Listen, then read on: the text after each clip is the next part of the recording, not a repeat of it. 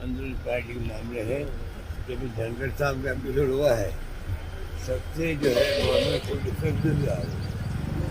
एक संवैधानिक पद पर बैठा हुआ व्यक्ति धनखड़ साहब शिकायत कांग्रेस की बहुत रही, विपक्ष की रही, विपक्ष की भी रही पार्टी, परंतु धनखड़ साहब को जिस रूप में मजबूर किया गया, इस्तीफा दिया उन्होंने, इस्तीफा दिलवाया गया, ये तमाम बातें रहस्य बन गई, रहस्य बन गई। तो संवैधानिक पदों पर जो बैठते हैं, एक पार्लियामेंट के मेंबर भी कोई इस्तीफा देता है या कोई ऐसी बात बोलना चाहता है, या वो किसी पार्टी का है, किसी पार्टी की बात करता है, वो भी स्पष्टीकरण देता हो, और उपराष्ट्रपति जी का इस्तीफा हो गया देश के अंदर, आज इतने दिन हो गए हैं, अभी तक भी ना तो वो कोई बोले, ना सरकार ने कोई बताया है कि हमारे उपराष्ट्रपति चुने हुए थे, किन कारणों ने इस्तीफा दिया, सरकार मिला ना इस्तीफा दी प्राइम मिनिस्टर के बीच में या धनखड़ साहब के बीच में, क्या किसी को नहीं मालूम, और वो भी मौन धारण किए हुए हैं। तो ये घटना मामूली नहीं है। संवैधानिक पद पे आप किसी को अगर मजबूर कर देंगे, राष्ट्रपति को बंद कर देंगे, जो सुनते हैं हम लोग मजबूर होकर नीचे पर दिलवाया गया है, जो भी है किसी को नहीं मालूम है, सुनने बातें हैं। तो संवैधानिक पद पे CBI सभी जो होते हैं बड़े बड़े पदों पर, संवैधानिक पदों पर होते हैं, उनके इस्तीफे से उनके लिए स्पष्टीकरण देश को देना पड़ता है। क्यों हमने इस्तीफा दिया, पूरे मुल्क को बताना पड़ता है। क्या धनखड़ साहब अवसर दिया गया क्या, तो आपने बताए तो मेरा इस्तीफा किया, उसके बाद मंजूर करते वो।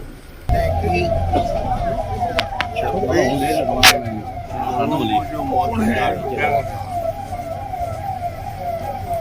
बड़ी मानसिक तरीके से उसमें चूक का अभी तक कोई जवाब आ नहीं रहा, चूक कैसे हुई, क्यों हुई, उसके लिए क्या पनिशमेंट दिया गया, ये भी एक बड़ा मुद्दा होता है।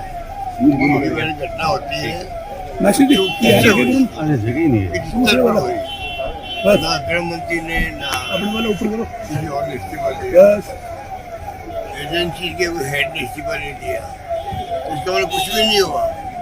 जनता वो जवाब चाहती थी, जनता चाहती थी कि इतनी बड़ी घटना के बाद में किनको आप पनिशमेंट दे रहे हो, चूक क्या हो, इसकी इंक्वायरी हुई है क्या, कोई रिपोर्ट नहीं आ रही। और कल जवाब में भी कोई स्पष्ट रूप से कोई बात नहीं आई। तो राहुल जी ने, प्रियंका जी ने, गौरव गोगोई ने भी बात उठाई, अखिलेश यादव ने, किसी का भी जवाब नहीं दिया गया।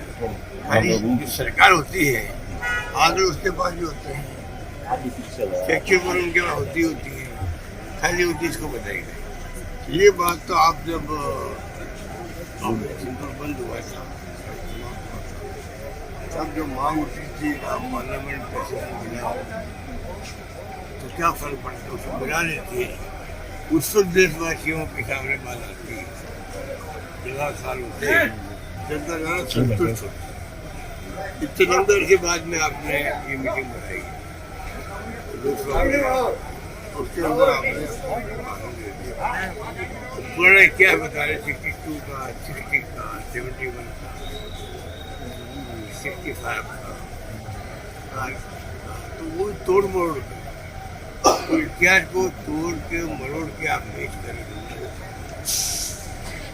ये तुक नहीं था, उसके जो बड़ी उपलब्धि थी उसके किसी गर्व नहीं था, ये बड़ा टुकड़े हो गए, बन गया, उसके सिग्नल समझना होगा क्या गलती रही, आप ये नहीं कर कोई इलाज नहीं इसका, ऐसी फैक्चुअल गलती है। तो ये अनेकों बार कर चुके मोदी जी भी, पसंद नहीं था, आप गलती बता रहे हो, ऐसी गलती जो कबीर पे भी कर चुके हैं और कई साहित्यकारों में कर चुके हैं।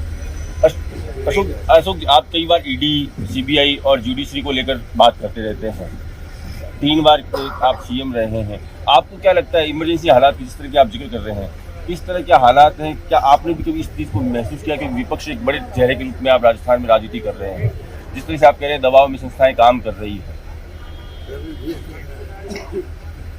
देख रहा है तीनों एजेंसी इम्पोर्टेंट है, बिहार के चुनाव को लेकर भी सीबीआई की प्रीमियर एजेंसी है देश में, जहाँ पर फाइनेंशियल इरेगुलरिटी होती है, फ्रॉड होता है, क्राइम होता है, उसकी भी अच्छी एजेंसी और जिस प्रकार दिखाने के बाद जो हुआ उसके लिए मैं कहता हूँ देश के अंदर आतंक मच गया और 193 उनके रजिस्टर्ड किए पार्लियामेंट का जवाब मेरा नहीं, गवर्नमेंट का जवाब है कि जो केस में उनको खत्म करना। कितने लोग तंग किया गया होंगे, घरों में गए होंगे, छापे डाले होंगे, महिला है, माता है, बहन है, 18 घंटे नहीं 3 दिन तक मारे। बिहार के चुनाव में जिस तरह से मतदाताओं को लेकर ये बहुत ही खतरनाक स्थिति है। तो सुप्रीम कोर्ट ने जब कमेंट की तो थोड़ा बहुत फर्क पड़ा। तो क्या कहेंगे आप? वो खुद ही बोले 1.5 साल से यमुना का पानी लाएंगे, एग्रीमेंट हो गया, डीपीआर बन रही है।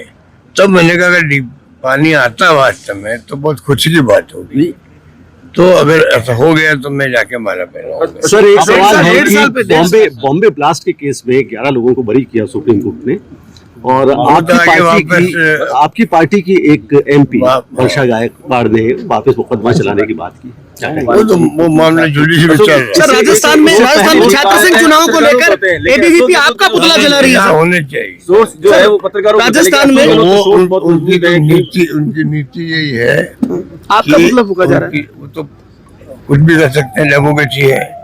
और मुझे लगता है नई पॉलिसी आई है, शिक्षा पॉलिसी, इसी ध्वनि निकल रही है कि पॉलिटिकल एक्टिविटी होनी नहीं चाहिए, जबकि कितने नेता निकले हैं अरुण जेटली सहित जो विपक्ष में थे, बीजेपी के थे, कितने नेता निकले जो छात्र राजनीति से केंद्र तक पहुंचे, राज्यों में पहुंचे, मंत्री बने, मुख्यमंत्री बने।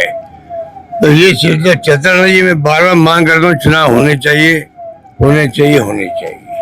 हमने पोस्टपोन किए थे गाली, हम उम्मीद थी सरकार हमारी बनेगी, बनते पहला काम करेंगे चुनाव करवा देंगे, सरकार नहीं बन पाई। अब ये बहानेबाजी को नहीं करनी चाहिए।